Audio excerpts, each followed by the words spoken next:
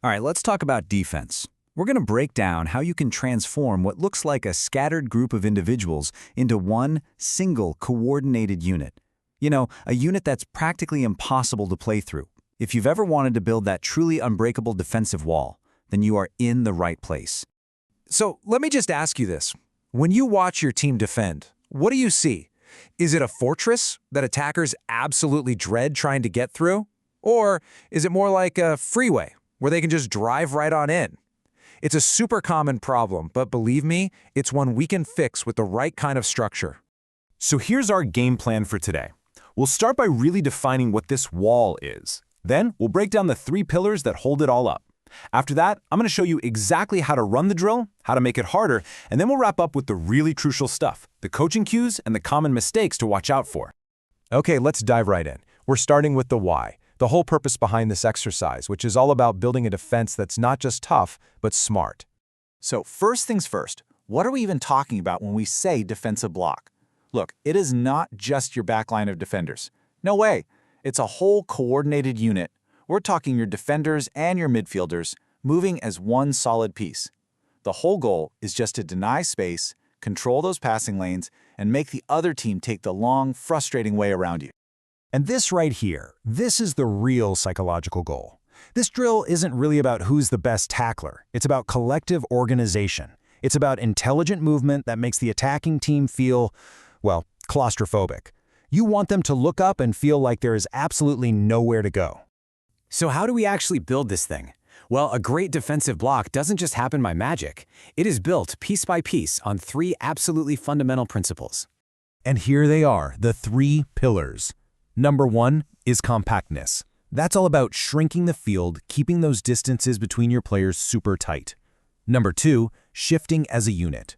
This means everyone moves together, like they're all connected by invisible strings. And number 3, cutting passing lanes. This is the brain of the operation. It's all about tactical positioning.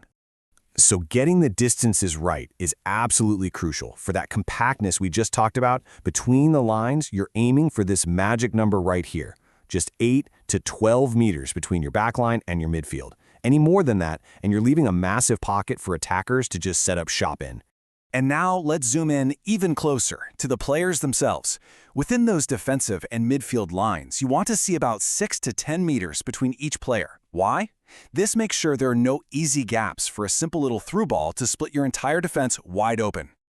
Now, here are 2 fantastic mental images you can give your players. I love these. The whole block should expand and contract together just like an accordion. And when the ball moves side to side, the entire unit should just glide across the field like it's sliding on rails, smooth and connected. All right, that's the theory. Now for the fun part, the practical stuff. Here is exactly how you can set this up on the training pitch and start building that unit tomorrow. You can see here how simple the setup is, right? You don't need a full 11-on-11 game or anything. Just grab your defensive and midfield lines, put them up against the other team's attackers, and use about 2/3 of the pitch. Oh, and here's a key tip. Mark out 3 vertical channels. It gives your players a really clear visual guide for where they need to shift. Okay, so once your team starts to get the hang of the basic movements, and they're actually starting to look like that accordion, it is time to level up. Here's how you can crank up the intensity and make this drill way more like a real game. First, you add a target. Give the attackers a point if they manage to play a pass through your block. This immediately forces your defenders to protect those dangerous spaces. Next, you allow transitions. If your guys win the ball, let them counterattack. It adds realism. And finally, you increase the tempo. Make the space smaller or give the attackers a time limit. This is how you teach your block to shift faster and stay compact under real pressure. Now we get to the heart of it all. This is where the real coaching happens, you know? It's about knowing exactly what to look for on the pitch, and maybe even more importantly, what to say to fix it in an instant.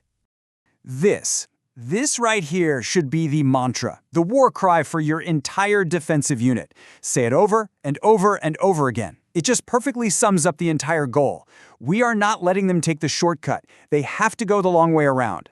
And here are the exact phrases you can be shouting from the sideline. For your backline, it's all about stay connected and slide together. For your midfielders, the key is screen, don't chase. You have to remind them their job is to block lanes, not get pulled all over the place chasing the ball. And for the whole unit, for everyone, Move early, not late. Anticipation is absolutely everything. This slide just lays it all out so clearly. It contrasts the problem with the solution. You see your players starting to defend as individuals? The cue is stay connected. You see your midfielders getting dragged towards the ball? Remind them, screen, don't chase. Is your backline dropping way too early and creating a huge gap? Don't drop unless we all drop. See? Every common mistake has a simple, direct verbal fix. So we'll end on this thought. After seeing how all these pieces are supposed to fit together, the real question for you as a coach is this.